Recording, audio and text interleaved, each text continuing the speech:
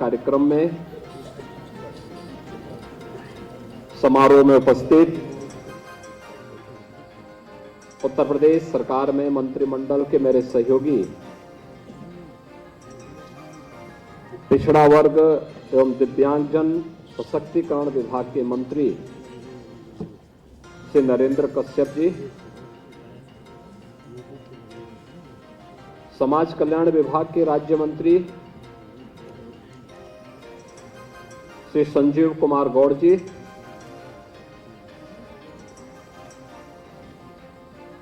मुख्य सचिव श्री मनोज कुमार सिंह जी, कुलपति डॉक्टर शकुंतला मिश्रा, राष्ट्रीय पुनर्वास विश्वविद्यालय, प्रोफेसर संजय सिंह जी, प्रमुख सचिव दिव्यांगजन एवं पिछड़ा वर्ग सशक्तिकरण विभाग श्री सुभाष चंद्र शर्मा जी, आज के इस समारोह में उपस्थित प्रदेश भर से आए हुए वे उत्कृष्ट संस्थाएं जो दिव्यांगजन कल्याण के कार्यक्रम के साथ लगी हुई हैं, उनके प्रतिनिधिगण, प्रशासनिक अधिकारीगण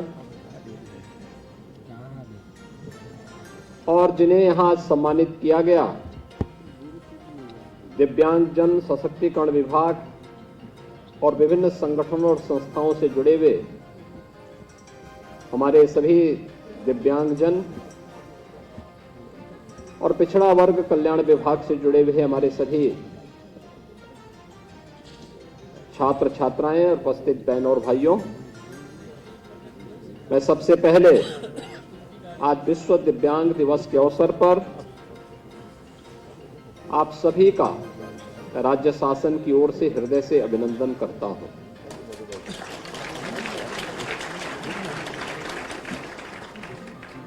आज का दिवस हम सबके लिए दुनिया भर के दिव्यांगजनों के लिए भी और राष्ट्रीय अधिवक्ता दिवस भी है। देश के प्रथम राष्ट्रपति डॉक्टर राजेंद्र प्रसाद जी की पावन जयंती भी है। मैं इस अवसर पर देश के प्रथम राष्ट्रपति जो स्वतंत्रता संग्राम सेनानी थे, एक प्रखर अधिवक्ता थे, देश के संविधान सभा के अध्यक्ष भी थे और स्वतंत्र भारत के अंदर जब भारत गणराज्य ने अपने संविधान अंगीकार किया तो देश के प्रथम राष्ट्रपति के रूप में दो सफल कार्यकाल को आगे बढ़ाने वाले पहले राष्ट्रपति थे।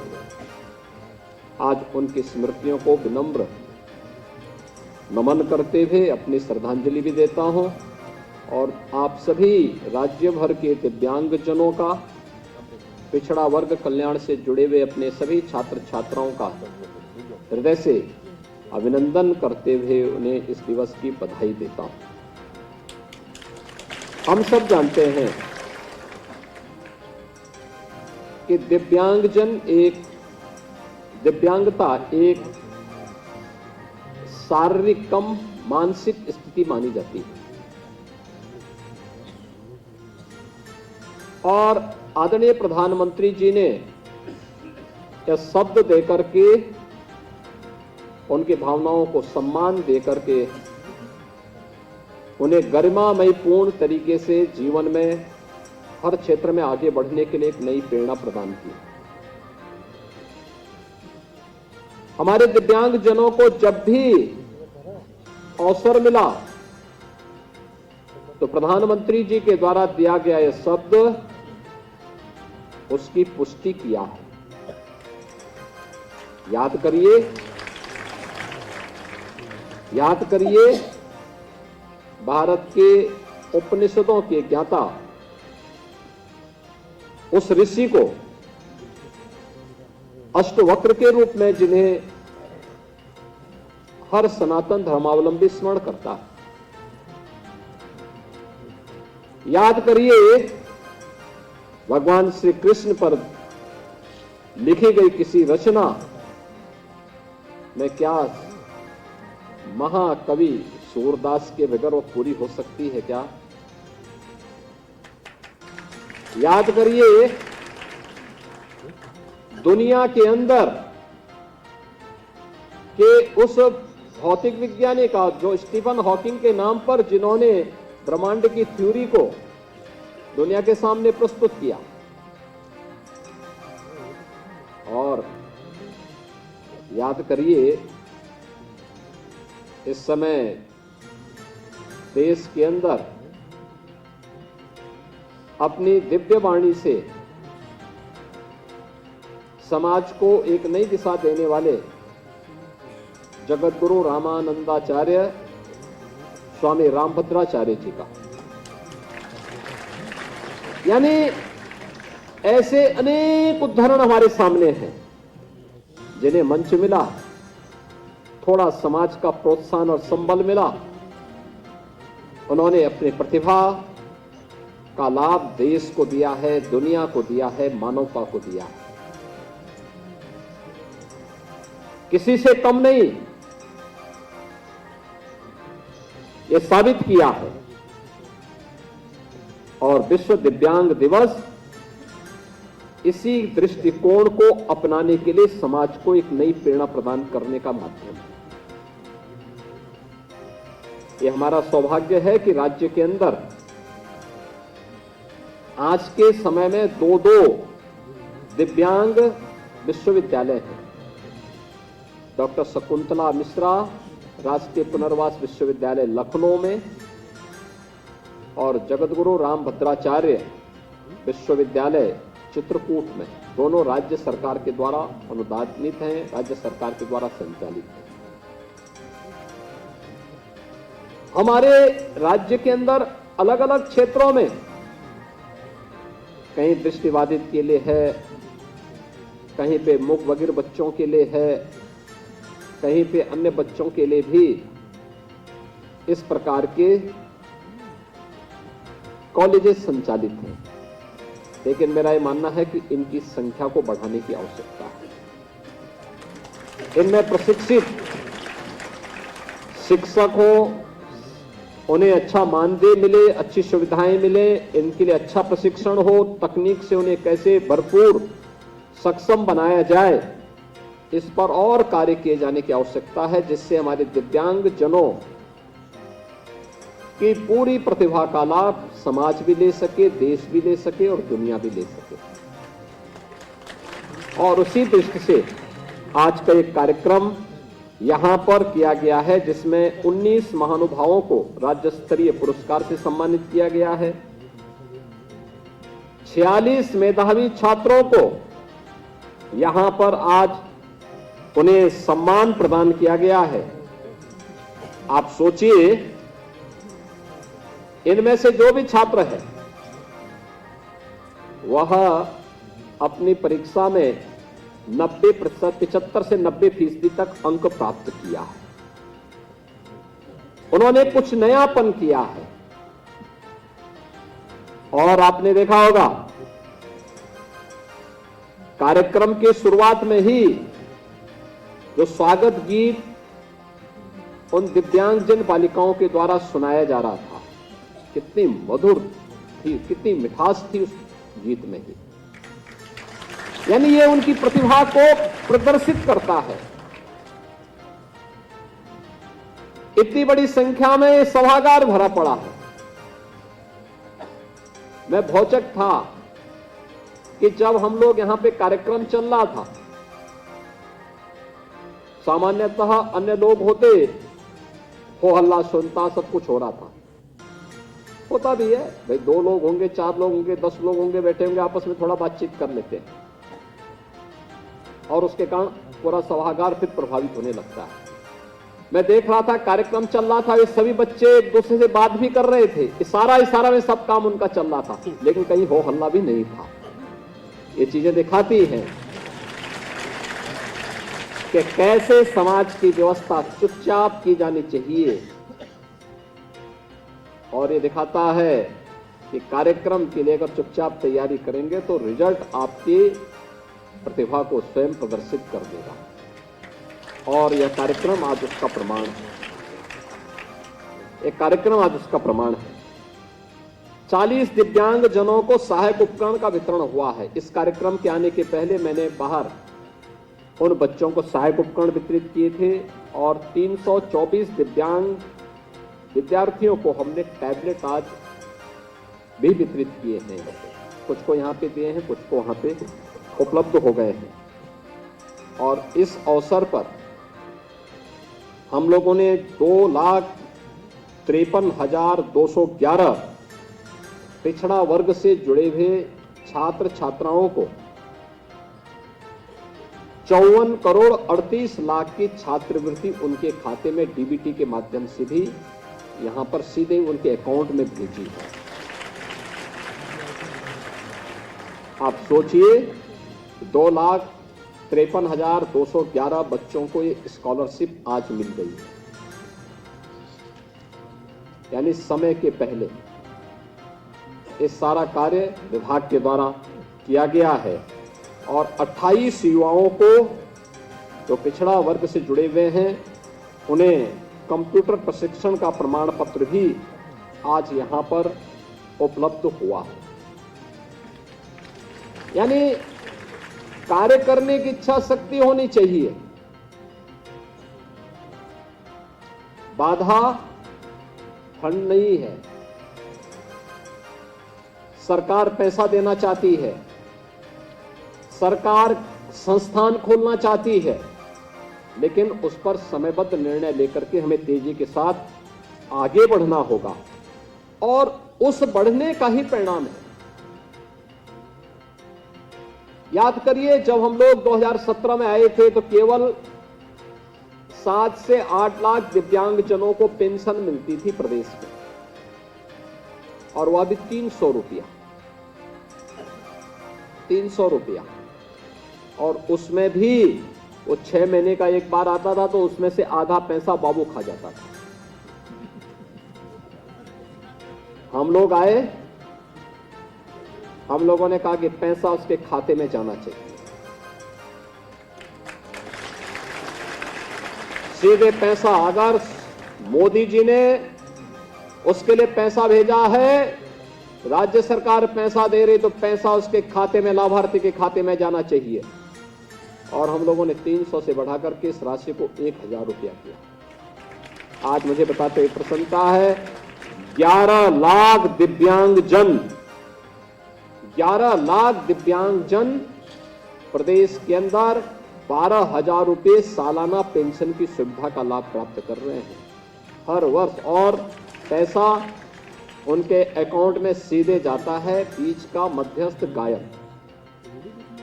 सीधे सरकार के साथ उसका तारतम्य स्थापित हुआ है, और यह कार्य प्रदेश के अंदर लगातार हम लोग इन कार्यक्रमों को आगे बढ़ाने का काम कर रहे हैं।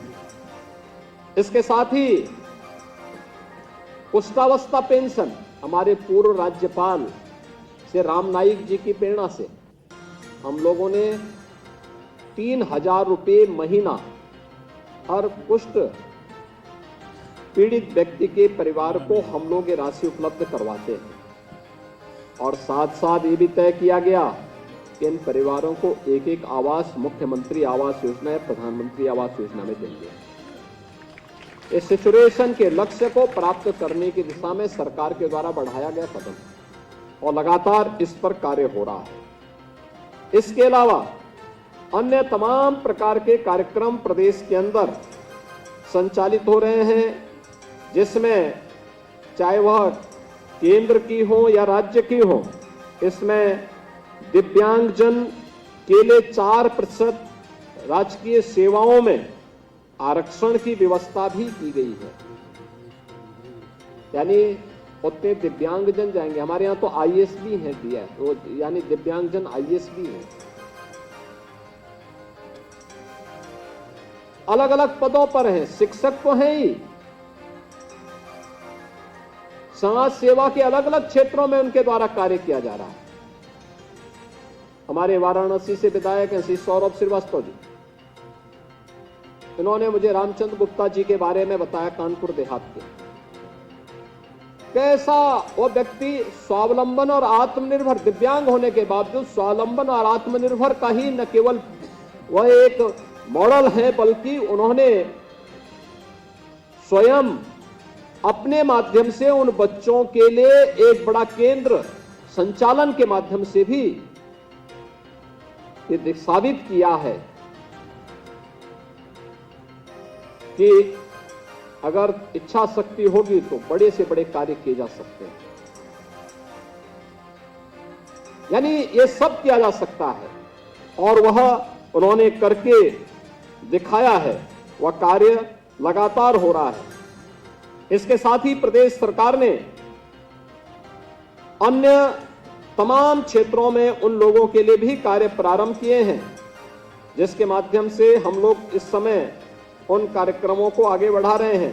दिव्यांग जनों के लिए हम लोगों ने कृत्रिम अंग उपकरण वितरण के भी कार्यक्रम, चाहे वह मोटराइज्ड ट्राइसाइकिल हो, व्हील चेयर हो, या फिर हेयर स्टिक हो, हेयर एड हो, स्मार्ट स्टिक हो,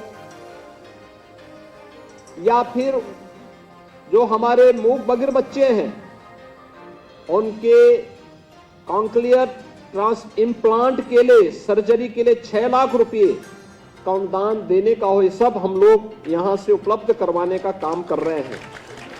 सभी सरकारी भवनों के साथ साथ सभी संस्थाओं के लिए कहा गया कि दिव्यांग जनों के लिए उस भवन में चढ़ने के लिए रैंप बनवाएं, जिससे वे आसानी से अपने भवन के अंदर जा सकें और उन्हें अच्छी सुविधा उपलब्ध हो सके। उनके लिए बाधा रहित शौचालय का निर्माण, उनके लिए अन्य सुविधाएं उपलब्ध करवाने के लिए भी कार्य किया गया है। और परिवहन निगम की बसेज में हम लोगों ने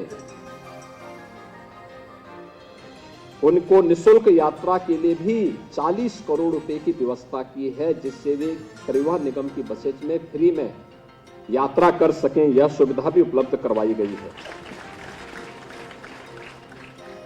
इसके अलावा शादी ब्याह के लिए भी कि 40% दिव्यांगता वाले दंपतियों से, पति अगर दिव्यांग होने पर 15,000 रुपए, पत्नी के दिव्यांग होने पर 20,000 रुपए और दोनों के दिव्यांग होने पर 35,000 रुपए की सहायता भी हम लोग उन लोगों को उपलब्ध करवाते हैं।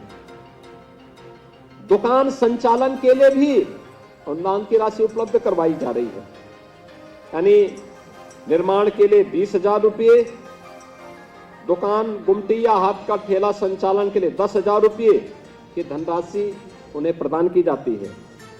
और इस दिशा में भी अब तक लगभग 500 दिव्यांग जनों को इससे लाभान्वित किया गया है। इसके साथ ही विभिन्न प्रकार की सर्जरी के लिए जो 8,000 रुपये की राशि थी उसको 10,000 रुपये, कॉन्क्लियर इम्प्लांट के लिए भी 6 लाख रुपए तक की राशि दी गई है। और इसमें अब तक 24 ऐसे कॉन्क्लियर इम्प्लांट की सर्जरी प्रदेश के अंदर हम लोगों ने इस वर्ष में अब तक संपन्न करवाई है, जिससे ये सुविधा उन्हें उपलब्ध हो सके।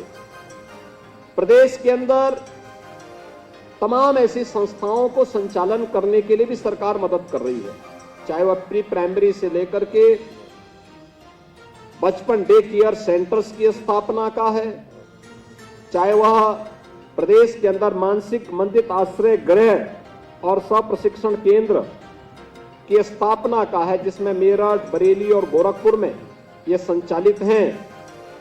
और अन्य तमाम प्रकार के कार्यक्रमों को भी आगे बढ़ाने के लिए सरकार के द्वारा एक प्रयास प्रारंभ किया गया है, जिस पर हम लोग विभाग को कह रहे हैं इसको और तेज गति से आगे बढ़ाने की आवश्यकता है, बहुत दूर तक जाना ना पड़े, क्योंकि अधिकतर वे परिवार अपने आप में गरीब होते हैं। जिन परिवारों में दिव्यांगजन बच्चे रहते हैं तो ज्यादा दूर तक ले जाने की उनकी सामर्थ्य और शक्ति नहीं होती, इसलिए लोकल स्तर पर यह सुविधा मिल सके, तो इस बारे में भी हमें कार्य करते हुए आगे बढ़ना पड़ेगा।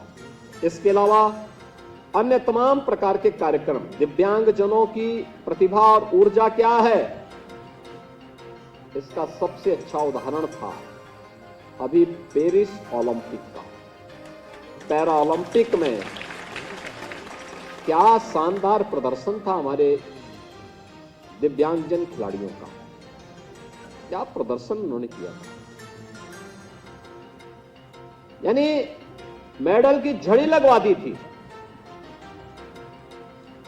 ये दिखा था कि थोड़ा भी उन्हें अवसर मिले तो कोई क्षेत्र ऐसा नहीं जहां पर वे अपनी प्रतिभा का लोहा नहीं मना सकते। और इसलिए इस अवसर पर सरकार ने दिव्यांगजनों के लिए तमाम प्रकार की व्यवस्था की है। ई ऑफिस की व्यवस्था की है, उन्हें ई लर्निंग रिसोर्स सेंटर उन विद्यालयों में स्थापित करने की कार्रवाई भी की है, ऑनलाइन बजट मॉनिटरिंग की भी व्यवस्था की है और भी अन्य तमाम प्रकार की सुविधाएं उन्हें देने के लिए सरकार पूरी प्रतिबद्धता के साथ कार्य कर रही है।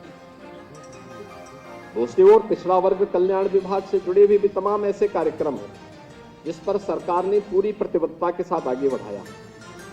मैं आपको मुझे बताते हुए प्रसन्नता है कि 16-17 में जो पिछड़ा वर्ग कल्याण विभाग में कुल बजट दिया जाता था वो दिया जाता था मात्र 1295 करोड़ का, और हम लोगों ने इस राशि को बढ़ा करके अब तक किया है लगभग 2800 करोड़ रुपया, यानी लगभग 116% की इसमें वृद्धि की गई, जिससे अधिक से अधिक पिछड़ा वर्ग से जुड़े हुए लोगों को इसका लाभ दिया जा सके। जो पूर्व तत्सम छात्रवृत्ति की योजना है, 16-17 में कुल 107 करोड़ रुपए इसके लिए बजट आवंटित थे, जिसमें 5,19,000 छात्र छात्राएं इससे लाभान्वित होती थी।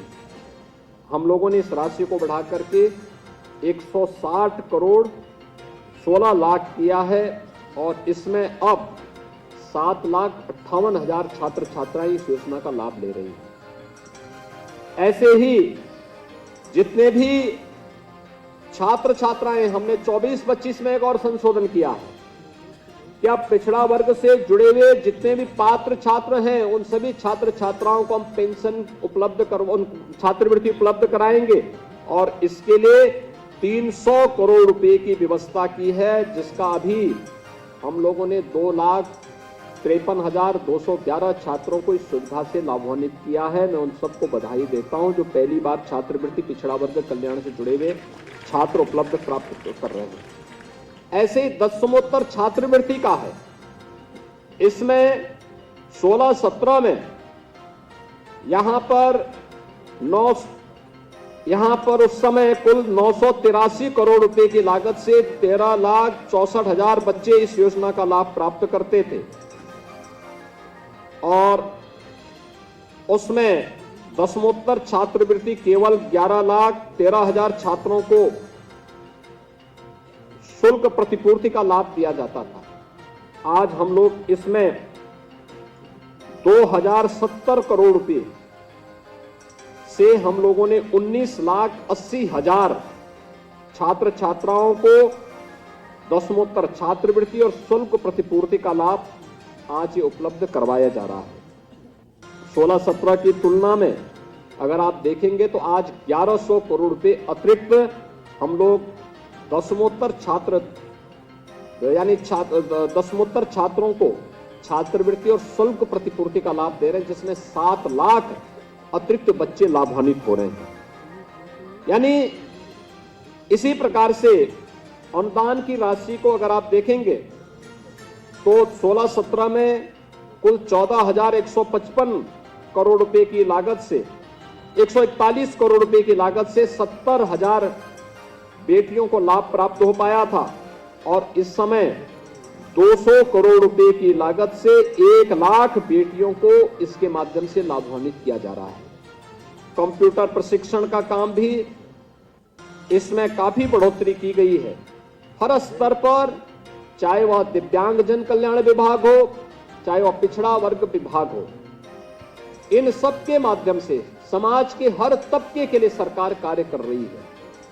और सरकार की दृष्टि से इन सब के लिए हम लोग सबके साथ पहुंच करके प्रधानमंत्री मोदी जी के उस विजन को जिन्होंने सबका साथ और सबके विकास के भाव के साथ कहा था, जो मंत्र दिया है, उसको अंगीकार करते हुए हम आगे बढ़ रहे हैं। आज जब विश्व दिव्यांग दिवस है, इस अवसर पर प्रदेश भर के दिव्यांग जनों को एक सशक्त मंच राज्य सरकार, सामाजिक संस्थाएं और धर्मार्थ संस्थाएं मिलकर के आगे बढ़ाने में योगदान दे पाएंगे। इस विश्वास के साथ मैं प्रदेश भर के सभी दिव्यांग जनों को हृदय से बधाई देता हूं। इनके कल्याण के लिए करने वाले सभी संस्थाओं, संगठनों और कार्मिकों का मैं अभिनंदन करते हुए जिन्हें आज सम्मानित किया गया उन्हें बधाई देता हूं। और सभी छात्र छात्राएं हो या संस्थाएं, वे निरंतर इस दिशा में प्रयास करके हुए इन दिव्यांग जनों की प्रतिभा का लाभ देश और समाज को दिलाने में अपना योगदान देंगे। इस विश्वास के साथ आप सबके प्रति मैं अपनी शुभकामनाएं देता हूं। धन्यवाद। जय हिंद।